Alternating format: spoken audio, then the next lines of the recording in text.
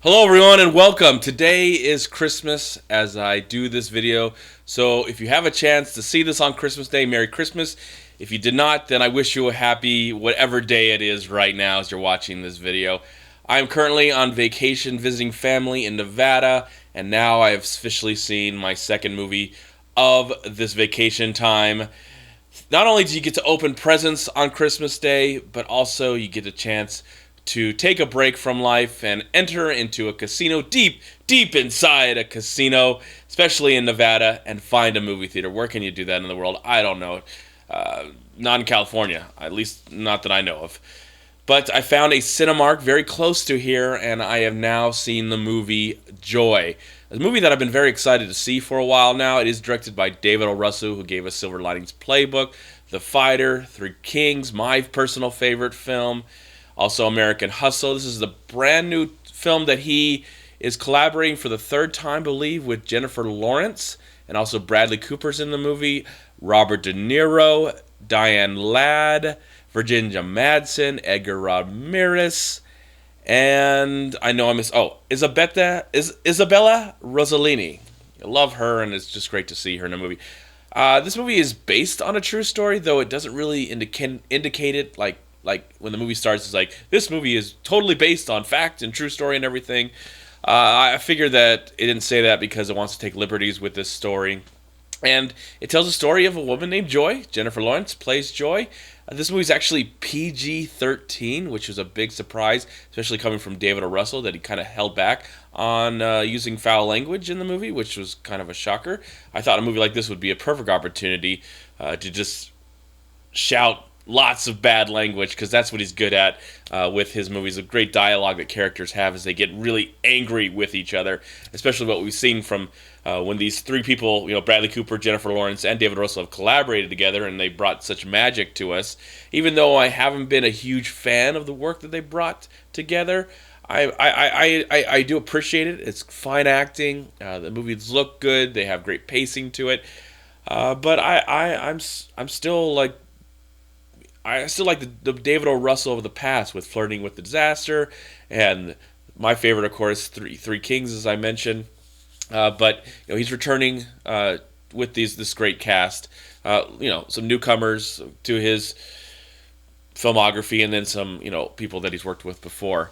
And when I saw the trailer to this movie, it looked like it felt like this was some sort of weird trilogy that David Russell has kind of created with putting these characters in a movie together again. Now, this movie, I think, is centered in the 1970s, and so it has this 70 vibe to it. This look and this feel with the costumes and the music. The movie does take a while for it to get interesting. I have to admit that for the first half an hour or so, I was a little lost and confused about what was actually being told to us.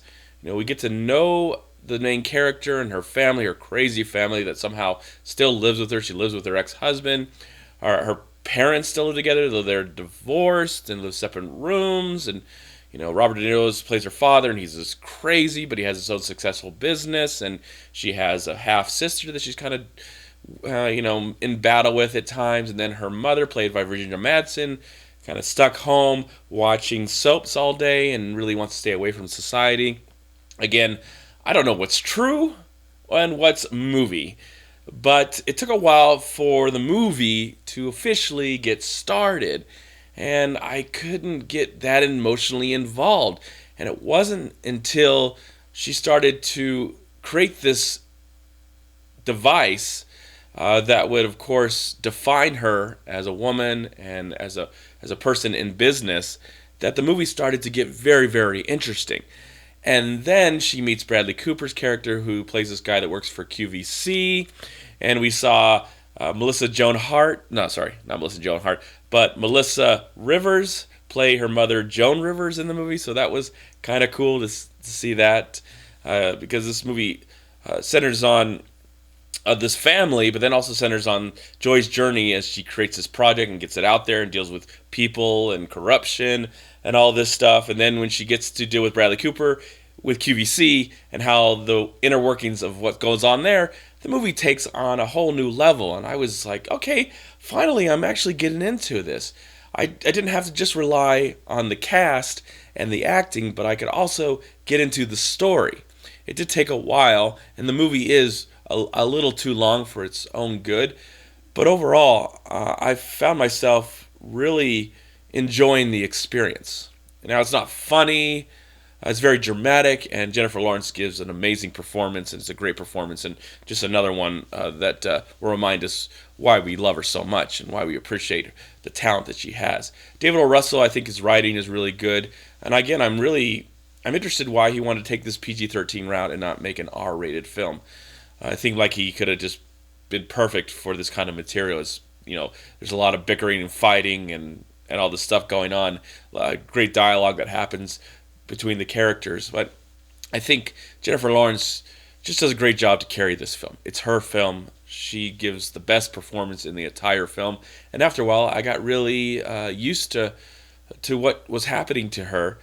Not in a bad way, but in a good way to actually get me to care, to give a damn about what was going on with the rest of the film.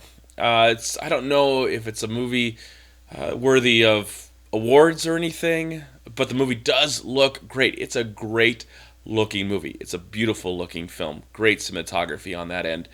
But I don't know if it's a movie that I would rush out and see on a Christmas day. I'm glad I saw it for the full house, but with probably other options out there, you definitely have probably picked the first option, as we all know. But overall, I would say this is a good movie, and I would definitely recommend it. Not rush out and see it, but definitely worth seeing something, especially if you're a fan of Jennifer Lawrence and the rest of the cast, and a big fan of David O. Russell. It's definitely worth checking out at least once in your life. If you can't see it in the theater, rent it. I think it's definitely a solid rental.